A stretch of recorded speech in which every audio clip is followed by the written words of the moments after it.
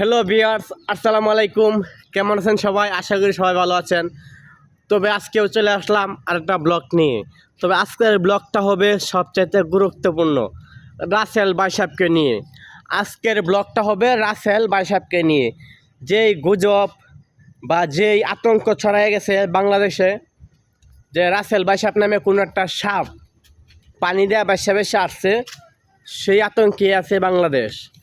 কারে কখন কোনো দৈরাবো ঠিক নাই, সেই আতঙ্কে আছে বাংলাদেশ। তবে সেই আতঙ্কের থেকে বাঁচার জন্য আমাদের কি করতে হবে সেইটাই আজকে বলবো। রাসেল ভাই সাহেব নাকি রাসেল ভাই সাহেব রাসেল বাইপাস সাপটা, যে সাপটা, ওই সাপটা আজ থেকে আরও 100 বছর আগে বাংলাদেশ থেকে রিমুভ হয়ে গেছিল। মানে বাংলাদেশ থেকে মানে উধাও হয়ে গেছিল। আজ থেকে 100 বছর আগে সেই সাপটা বাংলাদেশে দেখা দিছিল। তখন হয়তো সেই সাপটা খুব গুরুত্বপূর্ণ ছিল, খুব বিষাক্ত ছিল, কিন্তু 100 বছর আগে সেই সাপটা বাংলাদেশ থেকে উধাও হয়ে গেছিল, মানে রিমুভ হয়ে গেছিল। কিন্তু হঠাৎ করে 2024 সাল আসাতেই বন্যার পানি উবারছে, হঠাৎ করে আবার সেই সাপের দেখা দিছে।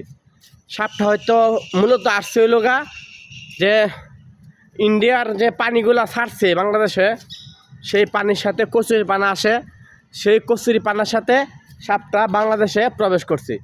তবে সাপটা হয়তো অনেক বিষাক্ত, অনেক গুরুত্বপূর্ণ, সেটার জন্য সবাই আতঙ্ক, বাংলাদেশে কোনো আতঙ্ক, বুঝছেন? আসলে সেইটা কোনো নিয়ে ভাবার কোনো বিষয় না, বা ভয় পাওয়ার কিছু বিষয় না। যার কপালে যা আছে তাই হবে। হয়তো 37-38টা জেলায় চলে আসছে সেই রাসেল ভাই সাপটা, 37-38 জেলায় চলে আসছে।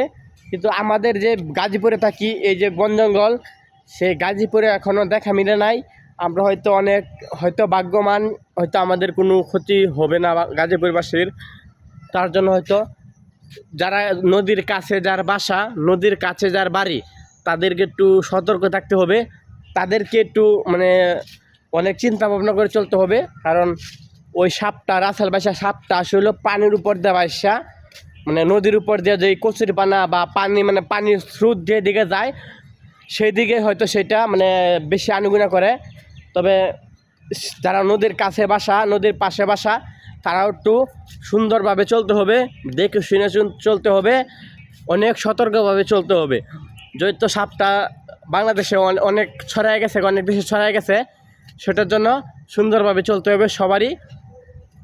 তবে আমি এটাই করার জন্য আসছিলাম যে সবাই সতর্কভাবে, সবাই নিজের প্রতি খেয়াল রেখে রাস্তা দিয়ে যখন হাঁটবো, তখন হাঁটার সময় খেয়াল রাখতে হবে, তাহলে হয়তো আমাদের বিপদ থেকে বাঁচতে পারবো। আজকে এই পর্যন্তই। ভিডিওটা ভালো লাগলে অবশ্যই একটা শেয়ার করবেন, একটা কমেন্ট করবেন। আসসালামু আলাইকুম।